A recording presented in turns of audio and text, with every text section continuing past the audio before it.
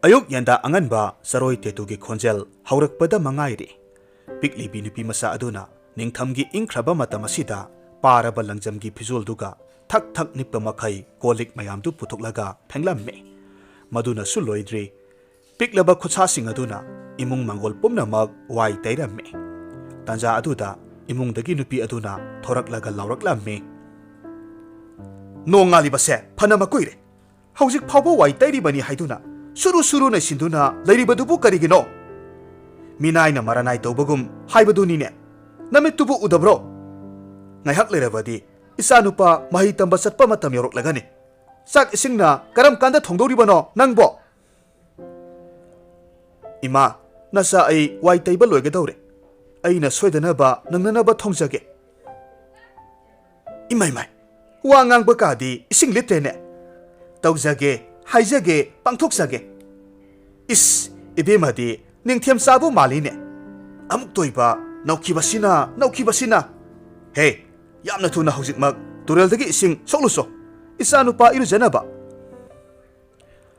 Nupi masadu karisu khumde ising pundu paiduna parap turelda ising sokpa satlamme.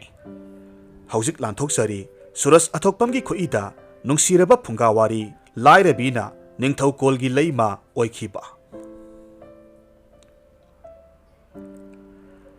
Ganga turelgi torbanda Malapur kauba yamna apikpa khungang ama leiramme. Hariba khungang asida nga phabana sinpham moiba komol kauba nupa ama mahaki nupi mansiga loinana nungaina leijaramme. Hariba khungang asigi maru oiba sinpham hairagadi tureldagi nga phaba haibasina oiramme. Matam ayambada nga phaba makhoigi kulup aduda komol hariba nupa asi thoidokna maming satlamme. Maramdi komol in hunbagi lam asida thoidokna makhut chumba maramna mayamdagi hena phaba ngamba misak amane. Maram kaya asina makhoigi nga phabagi sinpham asida pumnamakna komolbu kalaknai. Komol matam ayambada ayuktagi nganta hauduna sakyom khara puduna numit chuppa nga phai. Nungthil numidang waramda mahaki nga singdu kaithelda yonthoklaga yomgi cheng hawai awat apalanya duna puraklamme. Mahaki nupi mansiga loinana awa nungai wari sanajai. Mahaki nupi mansi thoidokna mabuk tappi yomgi thabak inkhangda machu taramme. Thabum kharagi matungni komol amadi mansigi masanupi ama phangjaramme.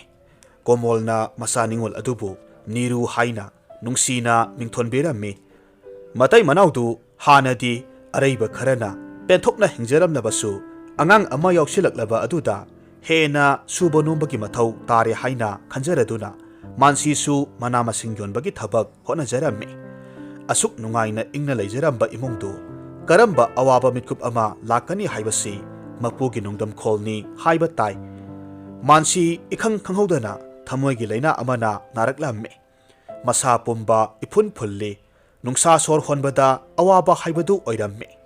Matamasida niru sahi taruk taret pharaklaba matamni. Angang oijarabasu wakhal tabi angang ama oibana phamungda yataduna leiriba mamagi mateng kaya pangnanaba honajaramme. Pikraba makhut masa aduna mamada hangduna chak ising thonglamme. Kolik wairamsu haita phengjaramme. Pumnamak komolna khanglabasu leita lairagi seithengna henman khibana mama masabu thanamlaga mahaki nga phabagi sinpham honaramme. Asumna numit kharanigi matungda mansi nungsiraba mahaki masanupi amasung mapuroibabu thadoklam laigi khuya tanki. Apokpi mamana thadoktuna chatkrabada nirugi awaba kariga sangdamnagani. Saba thakpagi wakhal kauthoktuna mamabu kauduna tengtharaduna ahing kaya hauki. Masagi matauda yengba ngamjadraba komol na hairamme. Ipagi ibema pumnamak taibang mapugi thaunchini haina khandokpa tabani. Isana adumna sada thakta asum leirabadi ipabu kari oirasige hingba tabani aikhoisu. Isagi kari watkani ipa leiribasidi. Mapagi wafam tabada niru mapi teithok mapabu nungsina kolli. Mapa masa punna kaminai. Asumna thabum khara haukre. Niruna yumgi thabak pumnamak hotnarammi. Komolna ꯀꯩꯊꯦꯜꯗꯒꯤ ꯃꯌꯨꯝꯗ ꯍꯜꯂꯛꯂꯕ ꯃꯇꯝꯗ ꯃꯁꯥꯒꯤ ꯊꯕꯛ ꯏꯟꯈꯥꯡꯗ ꯃꯇꯦꯡ ꯄꯥꯡꯁꯤꯟꯕꯤꯔꯝꯃꯤ꯫ ꯃꯥꯟꯁꯤꯅ ꯆꯠꯈ꯭ꯔꯕꯁꯨ ꯃꯄꯥ ꯃꯆꯥꯅ ꯌꯥꯝꯅ ꯋꯥꯅ ꯌꯨꯝ ꯂꯤꯡꯅꯅꯕ ꯍꯣꯠꯅꯖꯔꯝꯃꯤ꯫ ꯀꯣꯃꯣꯜꯅ ꯃꯇꯝ ꯆꯨꯞꯄ ꯃꯆꯥꯅꯨꯄꯤꯒꯤ ꯋꯥꯈꯜꯗ ꯂꯨꯞꯈꯤꯗꯨꯅ ꯃꯃꯥꯟꯅꯕ ꯃꯤꯔꯛ ꯇꯤꯟꯕ ꯐꯪꯖꯗꯕ, ꯅꯣꯡꯃꯇꯁꯨ ꯍꯔꯥꯎ ꯀꯨꯝꯍꯩ ꯌꯥꯎꯗꯕ ꯀꯌꯥꯁꯤ ꯎꯔꯨꯔꯒ ꯂꯩꯀꯥꯏꯒꯤ ꯑꯋꯠ ꯑꯄꯥ ꯁꯥꯕ ꯃꯃꯥꯟꯅꯕ ꯈꯔꯅ ꯇꯥꯛꯄꯤꯔꯝꯃꯤ꯫ "ꯏꯇꯥꯎ ꯀꯣꯃꯣ, ꯅꯍꯥꯛꯄꯨ ꯅꯨꯄꯤ ꯑꯃ ꯊꯤꯖꯤꯟꯅꯕ ꯇꯧꯁꯤꯅꯦ꯫ ꯅꯆꯥꯅꯨꯄꯤ ꯍꯥꯏꯔꯦ ꯄꯤꯛꯇ꯭ꯔꯨ ꯄꯤꯛꯂꯤ, ꯅꯁꯥꯁꯨ ꯅꯍꯥꯅꯤ꯫ ꯃꯇꯝ ꯆꯨꯞꯄ ꯅꯄꯥ ꯅꯆꯥ ꯇꯔꯛ ꯇꯔꯛ ꯅꯌꯨꯝꯗꯨꯗ ꯂꯩꯕꯗꯨꯕꯨ ꯅꯨꯡꯉꯥꯏꯔꯤꯕ꯭ꯔꯣ?" ꯀꯣꯃꯣꯜꯅ ꯈꯨꯝꯃꯤ, "ꯏꯇꯥꯎ ꯂꯥꯖꯣ, ꯅꯍꯥꯛꯀꯤ ꯋꯥꯐꯝꯗꯨꯕꯨꯗꯤ ꯆꯨꯝꯕ꯫ ꯑꯗꯨꯗ ꯑꯩꯅ ꯅꯨꯄꯤ ꯑꯇꯣꯟꯕꯤ ꯑꯃ ꯄꯨꯔꯛꯄꯗ ꯑꯩꯒꯤ ꯃꯔꯥꯏꯕꯛ ꯊꯤꯔꯕꯤ ꯏꯆꯥꯅꯨꯄꯤꯕꯨ ꯇꯥꯊꯤ ꯇꯥꯑꯣꯏꯅ ꯇꯧꯕꯤꯔꯕꯗꯤ ꯑꯩ ꯃꯗꯣ ꯈꯥꯡꯗꯨꯅ ꯂꯩꯕ ꯉꯝꯂꯣꯏ꯫ ꯃꯗꯨꯅ ꯑꯆꯧꯕ ꯀꯨꯝꯍꯩ ꯑꯃ ꯑꯣꯏꯔꯛꯀꯅꯤ꯫ ꯃꯔꯝ ꯑꯁꯤꯅ ꯏꯄꯥ ꯏꯆꯥꯇ ꯂꯩꯕꯁꯤꯅ ꯍꯦꯟꯅ ꯐꯕ꯭ꯔꯥ ꯍꯥꯏꯅ ꯈꯜꯂꯤ." ꯂꯥꯖꯣ ꯅꯣꯛꯂꯒ ꯈꯨꯝꯃꯤ,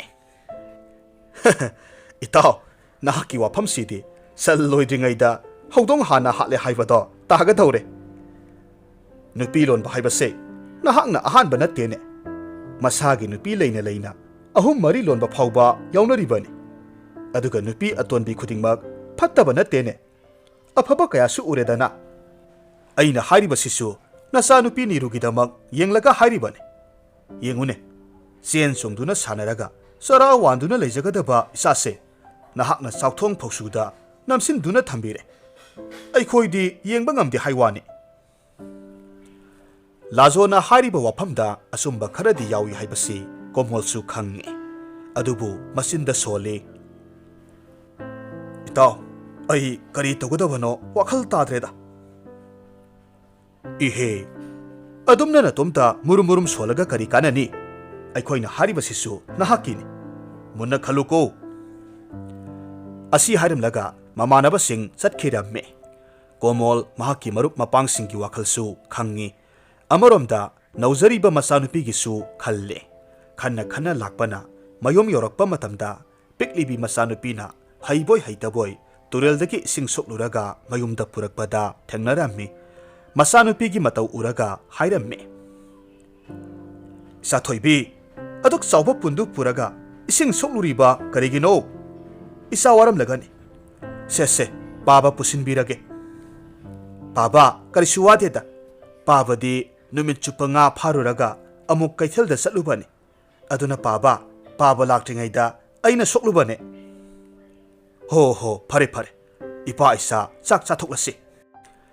ꯑꯁꯨꯝꯅ ꯃꯄꯥ ꯃꯆꯥ ꯍꯥꯎꯕ ꯍꯥꯎꯇꯕ ꯅꯨꯡꯁꯤꯅ ꯆꯥꯛ ꯆꯥꯃꯤꯟꯅꯔꯝꯃꯤ꯫ ꯅꯨꯃꯤꯠ ꯈꯔꯅꯤꯒꯤ ꯃꯇꯨꯡꯗ ꯀꯣꯃꯣꯜ ꯈꯨꯡꯒꯪꯗꯨꯒꯤ ꯃꯇꯥꯏꯗ ꯃꯃꯥ ꯃꯆꯥꯗꯪ ꯂꯩꯕꯤ ꯙꯣꯕꯤꯒꯤ ꯃꯆꯥꯅꯨꯄꯤ ꯆꯟꯗ꯭ꯔꯤꯀꯥ ꯄꯨꯗꯨꯅ ꯑꯅꯤꯁꯨꯕ ꯅꯨꯄꯤ ꯑꯣꯏꯅ ꯃꯌꯨꯝꯗ ꯄꯨꯔꯛꯂꯝꯃꯤ꯫ ꯆꯟꯗ꯭ꯔꯤꯀꯥ ꯍꯥꯏꯔꯤꯕ ꯅꯨꯄꯤꯁꯤꯁꯨ ꯃꯁꯛ ꯃꯇꯧ ꯆꯪꯈꯣꯜꯂꯤ, ꯂꯩꯁꯤ ꯂꯩꯊꯣꯜ ꯂꯩꯕꯤ ꯅꯨꯄꯤꯅꯤ꯫ ꯀꯣꯃꯣꯜꯅ ꯆꯟꯗ꯭ꯔꯤꯀꯥꯗ ꯃꯍꯥꯛꯀꯤ ꯃꯌꯨꯝꯗ ꯃꯆꯥꯅꯨꯄꯤ ꯑꯃ ꯂꯩ, ꯑꯗꯨꯅ ꯃꯆꯥꯕꯨ ꯃꯃꯥ ꯂꯩꯇꯕꯒꯤ ꯃꯤꯅꯨꯡꯁꯤ ꯑꯃꯗꯤ ꯊꯧꯖꯥꯜꯒꯤ ꯃꯤꯠꯌꯦꯡ ꯌꯦꯡꯕꯤꯅꯕ ꯍꯥꯏꯖꯕꯗ ꯌꯥꯔꯗꯨꯅ ꯃꯌꯨꯝꯗ ꯂꯨꯍꯣꯡꯗꯨꯅ ꯄꯨꯔꯛꯈꯤꯕꯅꯤ꯫ ꯆꯟꯗ꯭ꯔꯤꯀꯥꯁꯨ ꯅꯤꯔꯨꯕꯨ ꯑꯍꯥꯟꯕ ꯎꯖꯕꯗ ꯑꯗꯨꯃꯛ ꯅꯨꯡꯁꯤꯕ ꯐꯥꯎꯈꯤ꯫ ꯑꯄꯣꯛꯄꯤ ꯃꯆꯥ ꯑꯃꯒꯨꯝ ꯂꯨꯅ ꯆꯥꯅ ꯇꯧꯔꯝꯃꯤ꯫ ꯆꯟꯗ꯭ꯔꯤꯀꯥ ꯂꯥꯛꯄꯗꯒꯤ ꯏꯃꯨꯡꯗꯨ ꯅꯣꯛꯈꯦꯕ ꯑꯅꯧꯕ ꯄꯨꯟꯁꯤ ꯑꯃꯒꯤ ꯃꯊꯦꯜ ꯑꯣꯏꯔꯛꯂꯝꯃꯤ꯫ ꯅꯤꯔꯨꯅꯁꯨ ꯑꯅꯧꯕꯤ ꯃꯃꯥꯕꯨ ꯌꯥꯝꯅ ꯅꯨꯡꯁꯤꯈꯤ꯫ ꯑꯁꯨꯝꯅ ꯃꯇꯝ ꯈꯔ ꯍꯧꯈ꯭ꯔꯕ ꯃꯇꯨꯡꯗ ꯆꯟꯗ꯭ꯔꯤꯀꯥ ꯃꯤꯔꯣꯜꯂꯛꯂꯝꯃꯤ꯫ ꯃꯃꯥꯅ ꯑꯁꯨꯝꯅ ꯃꯁꯥ ꯋꯥꯏ ꯁꯪꯂꯛꯇ꯭ꯔꯕꯗ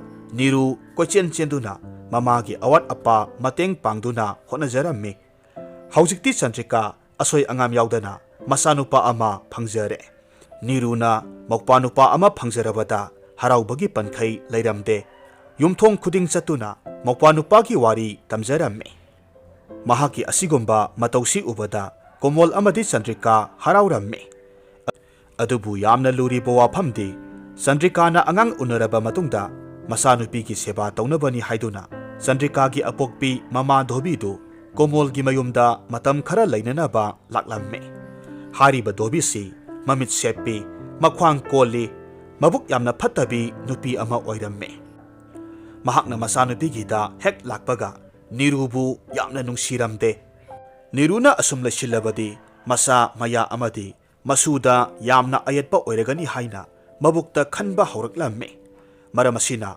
Nirubu ubada suktokpa paithokpa kalanka tauba hauraklamme masida sunatte masanupitasu phattaba wakai kamsinba hauraklamme imagi Chandrika nangsi pangidako nasa sunataba sagbok asibu nangna luna ka tauradana laima yeningdene lamja sara misotpi pajonbi se haujikti isu ningthau poklabanina masigi nupi masase tanthokkhone mahak lairabadi isugi phangpham thokpa lo ingkholda akaiba lakani ne asumna hairamme mamagi matauda Chandrika na khummi aikhoi imasidi mata amani ne Niruna kaidorage imada mahaksu isani masin mupadani aduki sumathakta mapagi thawaini ningoldi nongmadi mayum makai panki base hauna sani toto adudani nahakna pangli base mapana masanu pibu hena nungsiribado nakhoi namana sase karisu leite khalibani angang ne haijabaki wani nahaki chawbokse mapada paw yamna tamsinbani aibusu leibiraganu kaidana hairi potni masi haiduna dhobi hanubidu kapsinnaramme mamagi matauda Chandrika mabuksen hongba hauraklamme aduna Nirubu kauraduna hairaklamme imagi Niru nahak kadaida leibage wa haige law asumna haiduna hauna kauramme masanubidu mapaldagi isam samna polangkhoktagi phi loksinduna kari haibage ima haiduna changlaklamme Chandrika na hairamme hai ibema nahakpu aina nungsibadi ibuk thoki isagum nungsikhibani aduga nahakna aigi imabu nabokpu satlo haiduna talibadi karigino natte nangsibu karamba angangno Niru yamna ngakna tapna khumlaklamme imana takpiri basibu karino nasadi mangum thokle aina abokta nongmata karisu akaiba haikhidiye aina sokhiba yaurabasu nasabu ngakpiyu mama masagi matau yenglaga dhobi hanubidu suktoklaga hairamme hai angang mingambi haujikta karamba lilano nangna sanaribasibo nangna aibu yum asida laibiraganu haikibadaine ai chatkiniye ngasimak chatkini noidi amatani aidi lamlanbini masi haiduna kapsinnaramme ima so amukta tapthabiko imana karigi chatkadoribano chaninglabassu horel mapa laklaga chatpiyu aduga Niru nahakna maram oiraga nongmanini dang aigi iteng pangba lakpi imabu warau halle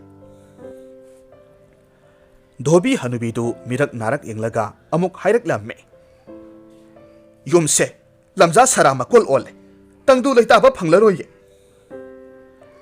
Chandrika na Niruda makha taraklamme ibema lengthuk pikro nasakto yengningdre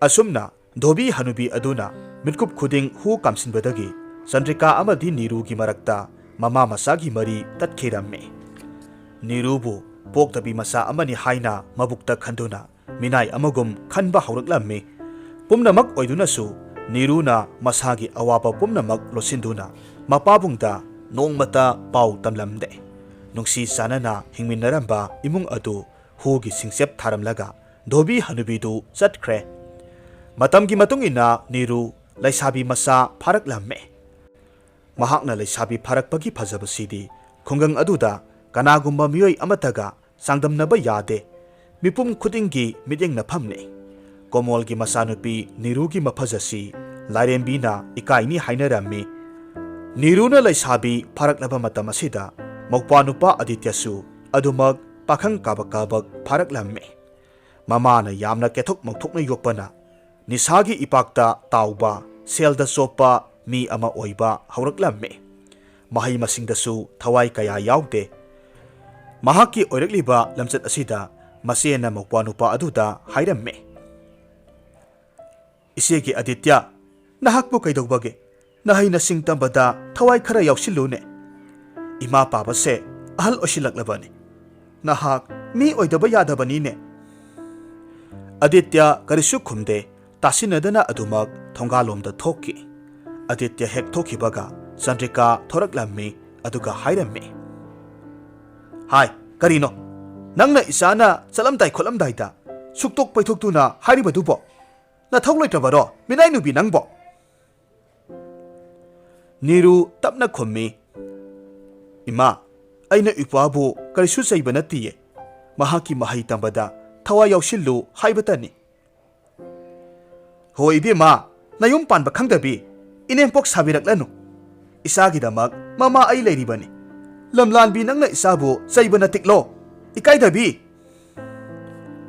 मसी हाइदुना फुबा चैबा हौरकलाम्मी मतम असिदा तांजा चानरुदुना अहल ओइरबा कोमोल लाक्लगा हाइरम्मे mama करिनो नंगबो इसानुपी लेसाबिदुबु अदुमना फुबा हौनब्रो महाकना करी लालुरबगे चंद्रिकाना खुम्मी अइदी फतबीने फतबी महाकना इसानुपा अमतंग पोक्चबसे निसा साय हाइदुना लैकाय सरा सलहल्लिबने अदुम ओइदुनासु कोमोलना चंद्रिकाबु मसासिंगदा अदुमना फुबा सैबा तौरबदी yum असिदा लैबा यारोय हाइदुना किहल्लम्मे मपुरोइबना फना हाइजरबसु चंद्रिका हनबा लैते निरुबु तांथोखिनबा पोरम कया यातपा तोकलमदे नोंगमा निंगथम थागी इंख्रबा अयुक अमदा चंद्रिकाना निरुबु तुरेलदगी इसिंग सोकलुनबा हाइरम्मे मतम असिमक्ति Niru colic फेंगबा लोइरगा इमुंगी मांगोल Y तैरिबा मतमनी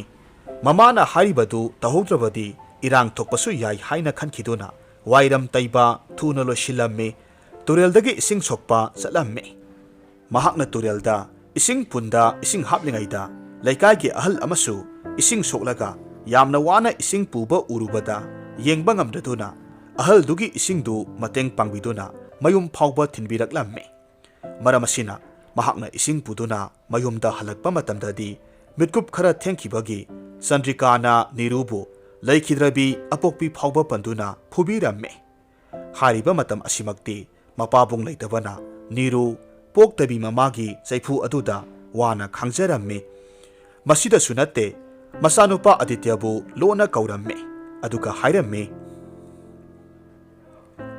ibungo ngasidi ai yamna pendre masigi le sabise mapa le tringai sida ai khoini sangduna pharasi aduga ngabong khawmanungda haplaga asukpa umangda hundokhrase masina umangi saing saba sa kayagi masinjak oijerasanu asumna tawrabadi napabungi law inkol pumna maksu natomtagi oidoribani adityasu mamagi masani mamana hariba thabaktumak tawbada yaramme mama masa sangduna nirubu masin makhut punduna ngabong khaw amada namsinduna asukpa umangda langthoklamme asumna maraibak thirabi niru umangda hundoklamlaga mama masa mayumda wai sangna yoraklamme adityana mamada hairamme ima ai khoini na tawriba thabak sibo horen paba laklaga hanglabadi kari khumdawribano ibungo karimata khalunu imana phanana basengese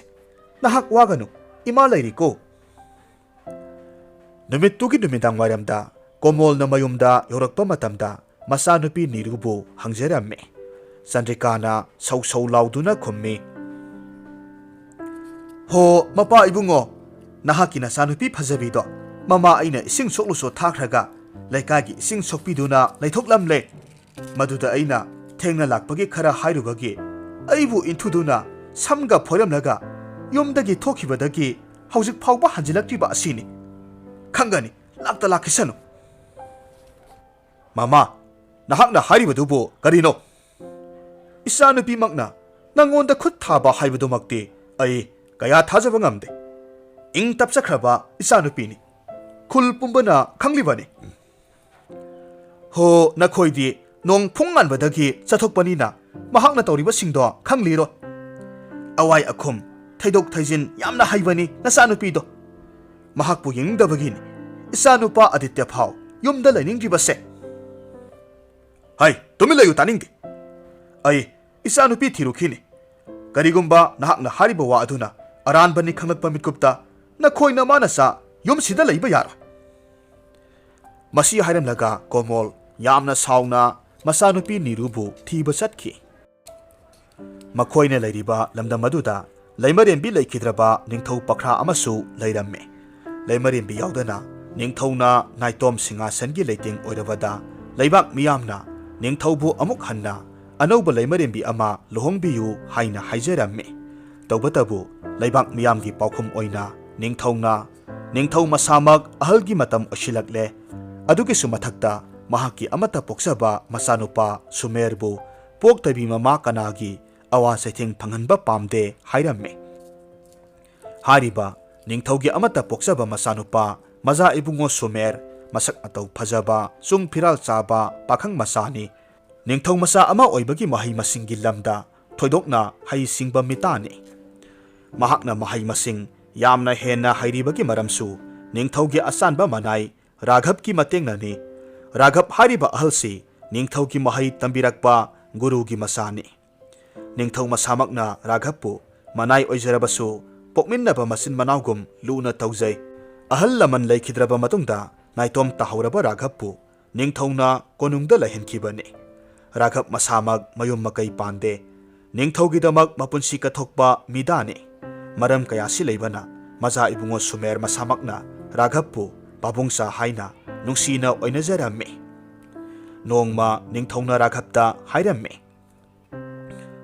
ꯔꯥꯘꯕ ꯉꯁꯤꯗꯤ ꯏꯆꯤꯟ ꯏꯅꯥꯎ ꯋꯥ ꯑꯃ ꯇꯥꯟꯅꯗꯕ ꯌꯥꯗ꯭ꯔꯦꯅꯦ ꯌꯦꯡꯉꯨ ꯅꯆꯥꯅꯨꯄꯥ ꯁꯨꯃꯦꯔꯁꯦ ꯃꯄꯨꯡ ꯃꯔꯩ ꯐꯥꯔꯦꯗꯣ ꯑꯗꯨꯅ ꯂꯩꯕꯥꯛ ꯃꯤꯌꯥꯝꯅ ꯑꯩꯕꯨ ꯅꯧꯅ ꯌꯨꯝ ꯄꯥꯜꯂꯨ ꯍꯥꯏꯗꯅꯕ ꯅꯆꯥꯁꯦ ꯂꯨꯍꯣꯡ ꯀꯩꯍꯣꯡꯕꯤꯗꯨꯅ ꯅꯤꯡꯊꯧ ꯈꯨꯕꯝ ꯊꯤꯟꯗꯣꯛꯂꯁꯤꯔꯥ ꯍꯥꯏꯗꯅ ꯅꯤꯡꯊꯧ ꯑꯩꯅ ꯈꯜꯂꯤꯕ ꯔꯥꯘꯕꯅ ꯈꯨꯝꯃꯤ ꯏꯅꯤꯡꯊꯧ ꯋꯥꯐꯝꯗꯨꯗꯤ ꯑꯩꯍꯥꯛꯁꯨ ꯉꯍꯥꯟꯅ ꯈꯜꯂꯕꯅꯤ ꯑꯗꯨꯗ ꯃꯖꯥ ꯏꯕꯨꯡꯉꯣꯒꯤ ꯃꯇꯧ ꯑꯁꯤꯗ ꯍꯧꯗꯣꯛꯄ ꯉꯝꯗꯕꯒꯤ ꯋꯥꯅꯤ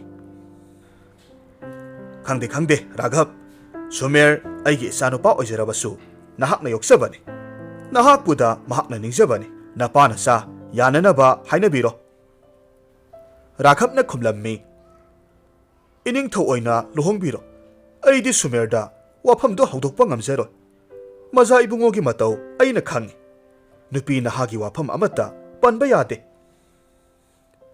ꯅꯤꯡꯊꯧꯅ ꯍꯥꯏꯔꯝꯃꯤ ꯑꯉꯥꯎꯕꯁꯤꯗꯤ ꯍꯅꯨꯕ ꯑꯩꯕꯨ ꯂꯨꯍꯣꯡꯉꯨ ꯀꯥꯏꯗꯅ ꯑꯩꯅ ꯍꯥꯏꯔꯤꯕꯁꯤꯅꯤ ꯏꯆꯥꯅꯨꯄꯥꯕꯨ ꯃꯃꯥ ꯄꯣꯛꯇꯕꯤꯒꯤ ꯆꯩꯊꯦꯡ ꯐꯪꯍꯟꯕ ꯄꯥꯝꯗꯦ ꯍꯥꯏꯔꯗꯅ ꯃꯥꯂꯦꯝ ꯑꯁꯤꯗ ꯑꯇꯣꯝꯕꯤ ꯑꯣꯏꯕꯤ ꯅꯨꯄꯤ ꯑꯃꯠꯇꯅ ꯂꯣꯟꯅꯕꯤꯒꯤ ꯃꯆꯥ ꯅꯨꯡꯁꯤꯗꯦ ꯍꯥꯏꯕꯁꯦ ꯅꯪꯁꯨ ꯈꯪꯂꯛꯎꯔꯕ ꯅꯠꯇ꯭ꯔꯣ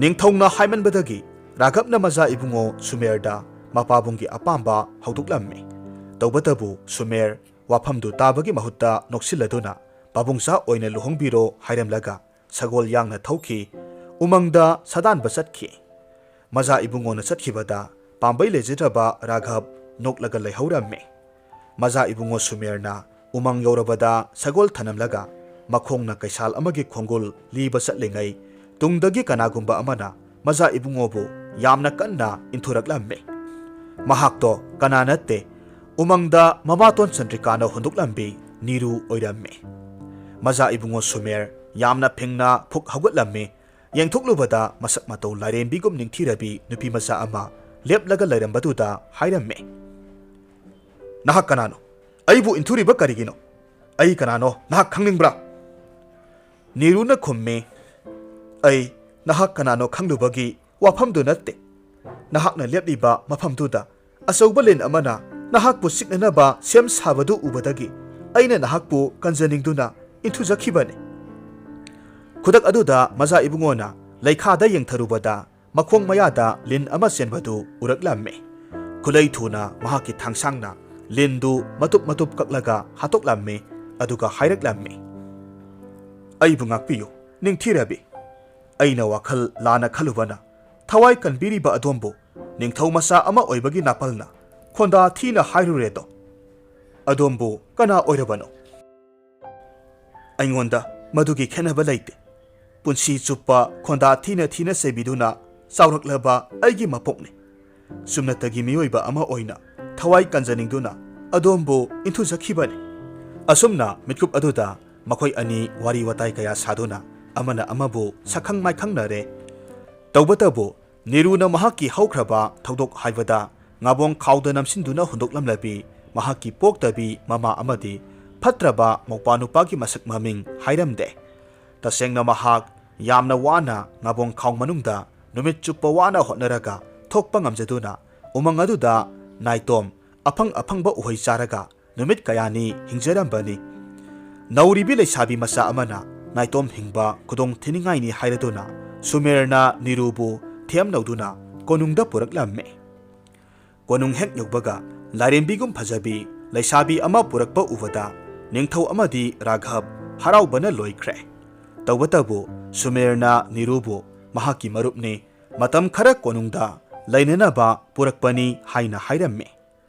Nongmagi numit amada Raghabna khwai kaithelda konunggi sananaba potchai leirunaba laklamme. Matam asida angauba ahal makoi marang somba segaiba phijetna leitengba mioi ama kaithelgi miyamna omsinduna phubiramme. Madu ubada Raghabna khamdoklamme miyam adubu tankhairamme. Hairiba angaubadu atai kana oiramdre. Masanupi Niru mangkhibadagi ngausatnaraba Komol oiramme. Mahakna masanupi mangkhiba numit adudagi mayumda hanjinkhidre. Masinda Niru haiduna soladuna kochat chatlaga angauba mi onkhirammi. Taibang mi kaubanina mahaksu aram khaurangba poklakpa tabane. Mahakna mabuk lamduna kaithelda Nirubada piraktrabada laktuna sarubani. Maramasina potchai mulli haiduna phubiba oiramme. Phubagi soklaba ahaldugi matau yengba ngamdaduna Raghabna themnaduna ahaldu konungda puraklamme. Raghabna purakpa ahaldu karigumba khara pijage haina Niruna yengluba matamdadi mahaki apokpa mapa Komol oirambaduda paba haiduna chansillamme kolaga kaplamme. Komol tasengna angauba mag oibadi natte masabu masak kauba leite. Kapladuna khumlaklamme. Ipagi ibema ipana nangbu thibada numit singbul kayani phangkhidaba ngasidi isagi nungsiba maithong amuk hanna ujaba phangjabada ipa sirabasu yare. Pungpen peledako haiduna mapa masa kapinnai. Niruna nahan makai phumduna leiramba mahaki poktabi mama amadi mokpana mahakpu hananaba honakibagi wari pumnamak mapada amata sithadana tamlaklamme. Wari pumnamak khanglabada Komol saubana maya krak siktuna laman khumnanaba hawgalaklamme. Mitkup asida maza ibungona tapna hairaklamme. Ahal ibungo tapthabiko maral leiraba makhoigi serakti adomna pigadaba natte. Ningthaugi konungda kaukhalaga wayal bisar tawduna akanba serak pigadabani. Ningthaugi athang matung inna Chandrika amadi masanupa Aditya konungda lanmi singna phaduna puraklamme. Makhoigi miyot minai amadi ngabong khawda Nirubu sijero haiduna nungsi haitana sathakhiba thodok pumnamak Niruna leibak miyam mamangda lithoklamme. Maral na mapot pharaba mama masa senpham leitre masana masagi maral yajaba taramme.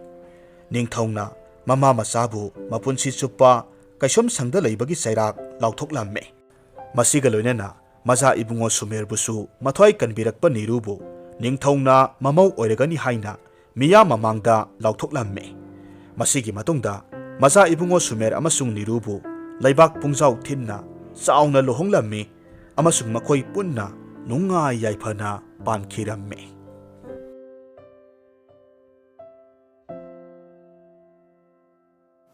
Warisi nungai biragadi like tawbiramu comment tawbiramu amadi channel asida nauna sangbirakpa oiragadi subscribe tawbiramu.